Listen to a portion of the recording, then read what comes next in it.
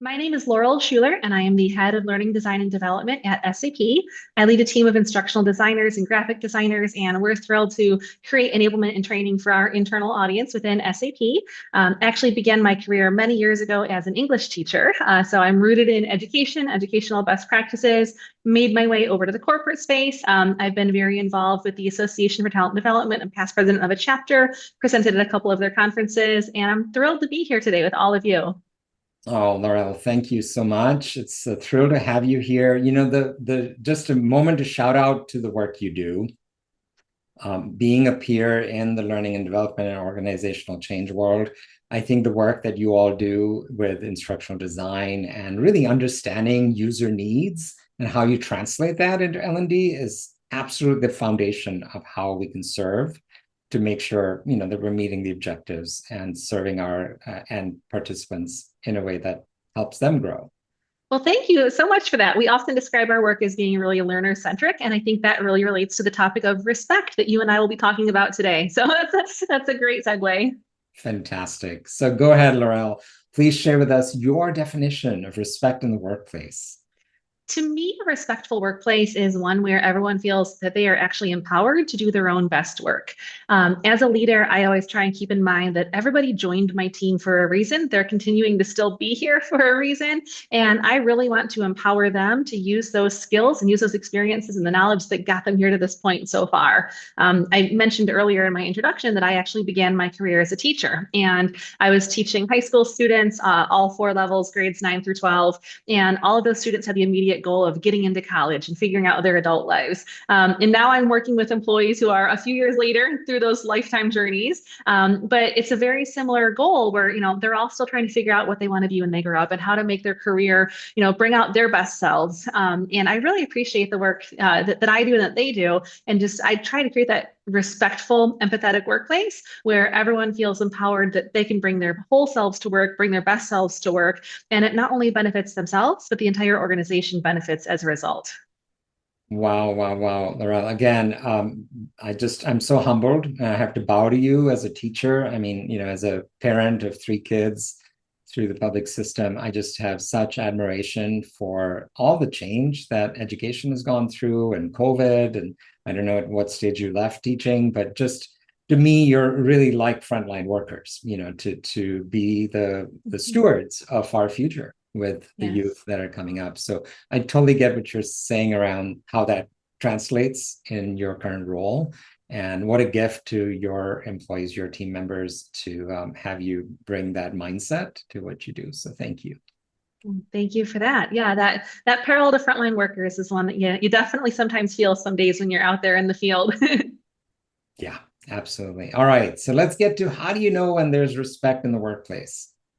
For me, it really boils down to basic kindness. And that sounds so simple, but I think practices that are rooted in basic kindness and just recognizing the humanity of one another, to me, really embody that respectful workplace. And I think back to a couple years ago, I was having some challenging interactions with a coworker of mine, and I had spoken to her about it, and we couldn't really find that middle ground. Eventually, I did escalate things to my own manager. My manager encouraged me to go to her manager. And as I'm explaining the situation to her manager, he said to me, "Laurel, what are you looking for?"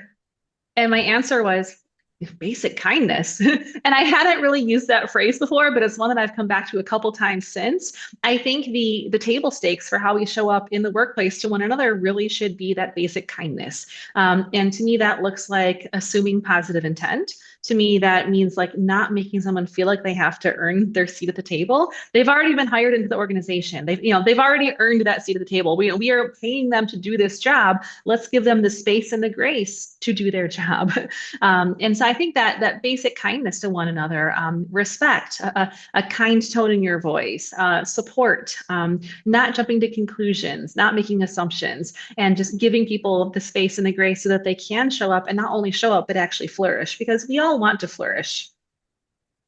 I love it. Often when I'm speaking with people about respect, we kind of start with both the guest and myself going, what's the big deal? It is, yeah, it just comes down to kindness.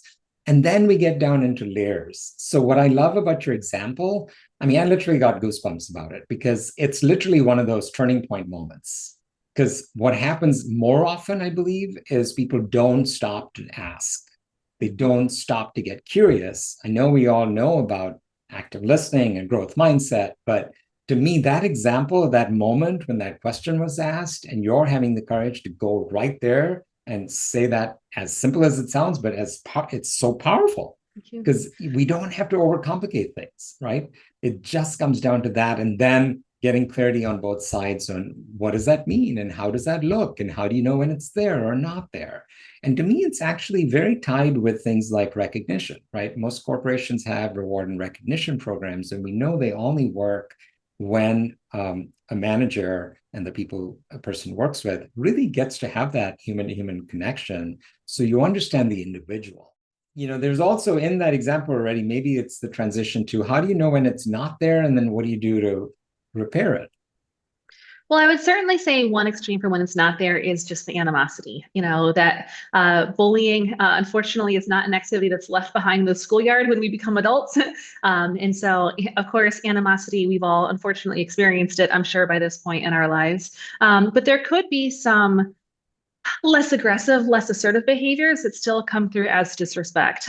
It could be disregard. It could be having to send that email 3, 4 times asking for something from someone. It could be the instant messages that go unacknowledged, things like that.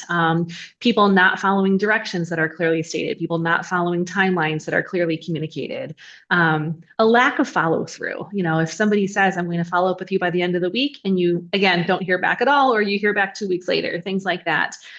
And so some of those things could be not intentionally disrespectful, but when you're on the receiving end of those behaviors, it feels that way. And when those behaviors become a pattern, that's where it becomes especially concerning, because then it's really getting in the way of the business operations, whatever those might be. I think there's 3 practices that I've really tried to carry out just in my work, in my role as a leader, and just honestly, and how I show up at work with anybody, whether I'm leading them or working alongside them. It's a phrase I've used earlier in this conversation, but assume positive intent. And this is something that when I was the chapter leader of an ATD, Association for Talent Development chapter, the previous leader before me, I often heard her use this phrase, and it's one I've really taken to heart. Just assume positive intent. Don't assume, don't jump to conclusions that the person that you're reacting to or engaging with has any malicious or ill intent here. And so just having that mindset of going in with positivity first definitely helps create a more respectful workplace. Again, reliability, it's something that I definitely expect of others, but it's something that I definitely expect of myself. And so following through when I say I'm going to, again, meeting those engagements, meeting those commitments, being on time, being present, not multitasking during the team's calls at work, things like that.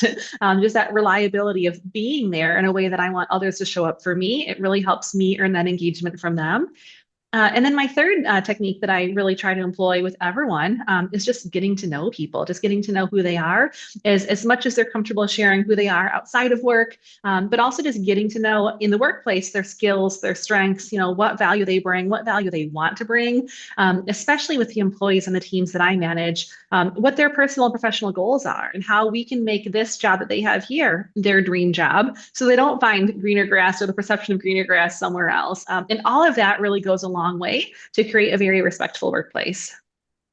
I love it. I love it. Just going back to positive intent, is it fair to assume you do that, of course, with your direct reports and your immediate people you're working with, but do you also apply that to kind of invite leaders above you to come back to that?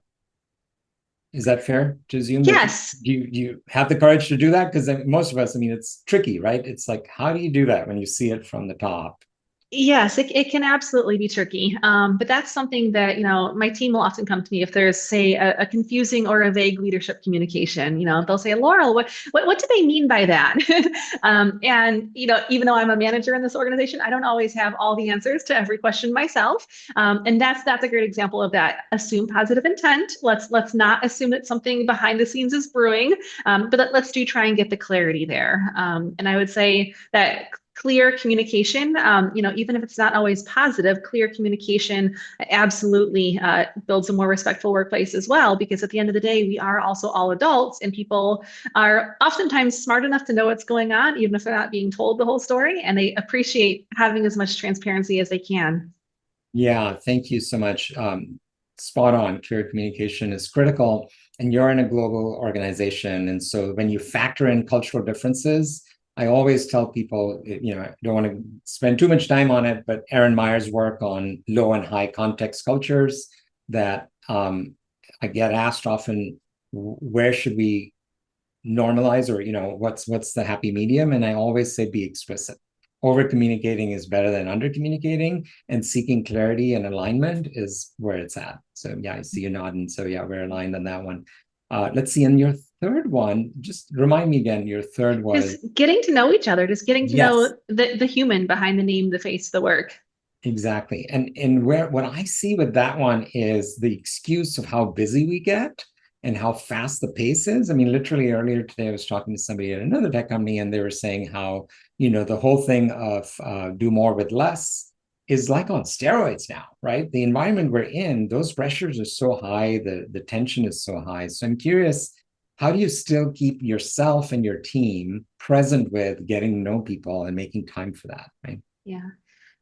This is a bit of a controversial take, but I default to camera on. My team is remote. The majority of us work remotely. And unfortunately, the majority of us have not met in person. We've not had that opportunity to get together in person. So it's my personal default to being camera on. I think that visual communication really goes a long way, making eye contact, again, putting faces to names.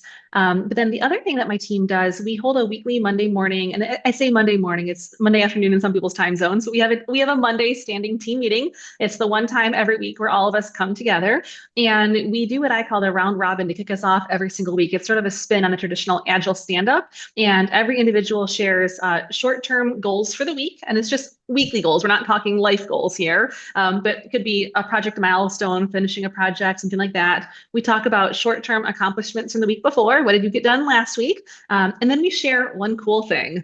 And the door is really open for how cool is cool. It could be what you had for dinner last night. It could be a cute picture of your dog. It could be what the weather is like in wherever you live. But it opens that door for us to have that little water cooler chit chat that doesn't really happen in remote settings. We actually went so far in our Teams group within our team, we added a whole channel called Water Cooler. And so again, if anyone's comfortable sharing photos of their family, their vacations, their pets, their dinners, whatever, it really opens that door for us to have those organic conversations and get to know one another. And it really helps build a cohesive group where we have each other's best interests at heart, because we have that tight-knit community feeling within our team.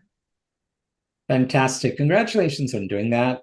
Again, that's, to me, I just applaud you because, with all the pressures to stay consistent and do that, what's also coming to mind is I'm always present as an extrovert. I'm always present on what can I do to meet introverts and, other styles the way that would work for them. And so what I love about a practice like that weekly meeting is there's a cadence, there's an expectation. And by the way, about the videos on, I don't think there's anything controversial about it. I think that's a great practice. And of course, I assume you give the choice if somebody's sick or eating, they can opt out for a bit or something. So yeah, I think that's and sort of related to that, I've pretty much always worked with people globally.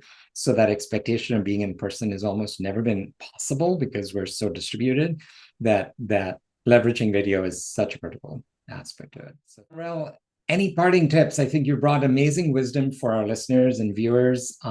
Anything else about respect and how to grow culture of respect in the workplace before we close?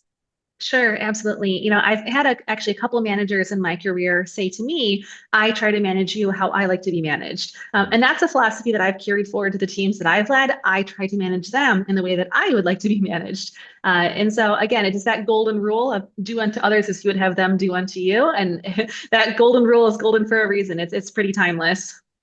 I love it. I'm so glad you went there. That comes up time and time again with guests, and golden rule is fantastic. And I'm just going to add one as sort of the higher bar I think we all shoot for, which is the platinum rule.